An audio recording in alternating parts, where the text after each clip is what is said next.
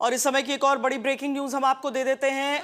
America की तरफ से यह स्पष्ट किया गया है कि यूएसएस एब्राहम लिंकन उनके एयरक्राफ्ट कैरियर पर हमला नहीं हुआ है। एब्राहम लिंकन कैरियर पर हमला नहीं हुआ है। अब से कुछ देर पहले ईरानी मीडिया के हवाले से यह कहा गया था कि 4 बैलिस्टिक मिसाइलें दागी गई हैं एयरक्राफ्ट कैरियर पर। हालांकि उस समय भी यह स्पष्ट नहीं था कि मिसाइलें दागी गई, पर क्या नुकसान हो पाया।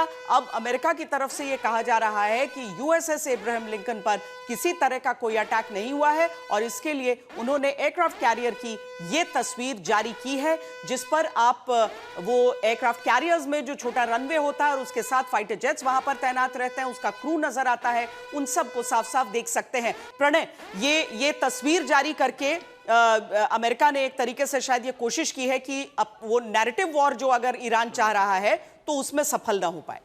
बिल्कुल, आप देखें, एक तरफ से ईरान की तरफ से दावा किया जा रहा है, दूसरी तरफ अमेरिका की तरफ से न केवल दावा किया गया है बल्कि यह कहा गया है कि उन्होंने ईरान का जहाज डुबोया है और साथ ही उनका जो विमान वाहक पोत है वो सुरक्षित है, ये दिखाने के लिए बाकायदा तस्वीर जारी की गई है।